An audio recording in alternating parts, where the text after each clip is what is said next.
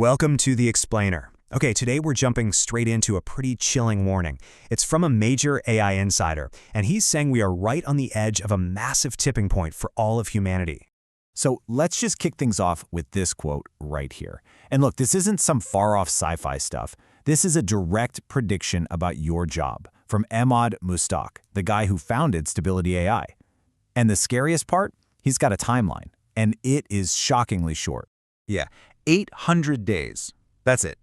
That is the window he thinks we have before all the work we do with our brains, our cognitive labor, becomes basically worthless from an economic standpoint. All right, so let's get into it.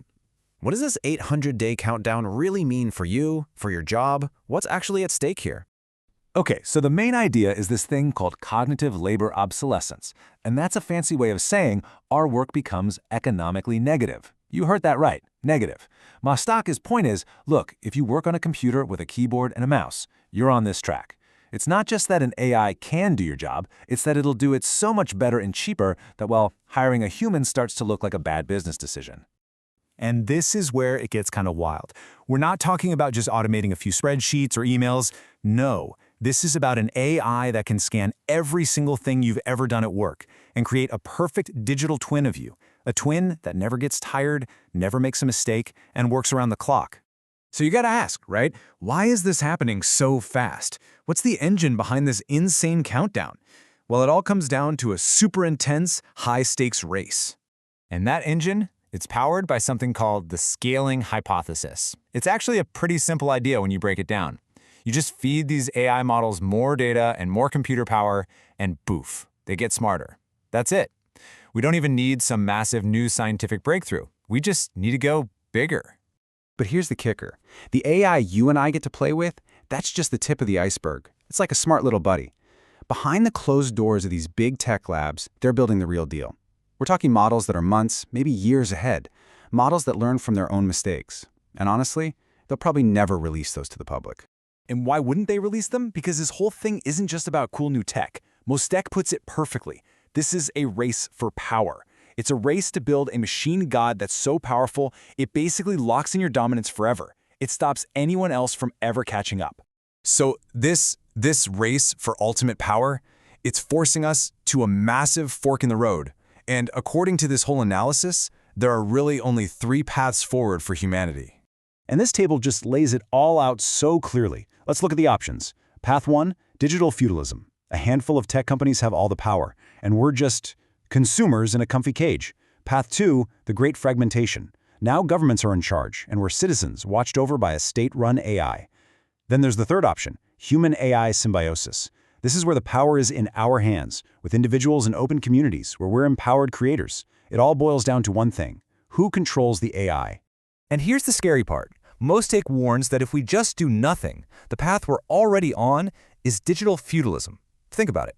We get the McDonald's version of AI. It's easy, it's convenient, while the real power brokers keep the Michelin star AI, the stuff that can really change the world, all to themselves. But listen, none of this is a done deal. The future isn't written yet. We are right on the edge. And what happens next? Well, Mostaque says it's basically a coin toss. Yeah, a 50-50 chance. Those are the odds he gives us. 50% chance we end up in a world of incredible abundance, a utopia where we cure diseases and end hunger. And a 50% chance we end up with, well, total destruction, annihilation. The stakes literally couldn't be higher. So, with the odds at 50-50, it leads to the single most important question we can ask right now. What can we do to tip the scales? How do we make sure that coin lands on the right side?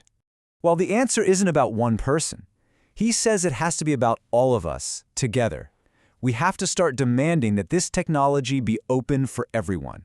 We have to have these tough public conversations about how it's governed. And maybe most importantly, we need to create and share positive stories about the future we want. A future where AI gives us more freedom and power, not less. And when you boil it all down, this whole conversation, it brings us back to one of the most fundamental questions of all. What does it even mean to be human in this new world? I mean, think about it. For all of human history, when a machine took over a job, we just climbed up a rung on the economic ladder. We went from the fields to the factories, then from the factories to the office. But now AI is coming for the top rung. It's coming for cognitive labor. And for the first time, there's nowhere left to reskill to. The ladder's gone. And just let this sink in. He says we, you and I, might literally be the last generation to see a breakthrough that comes from a human mind alone. The last generation to see a masterpiece painted or a scientific mystery solved without an AI co-pilot. After that, that's it. So that leaves us with a final and maybe the most important question. If an AI can replicate your work, if it can do what you do, what can't it replicate? What is it about you, your empathy, your creativity, your consciousness that is uniquely human? Because that's the question we all need to figure out, and we need to figure it out fast.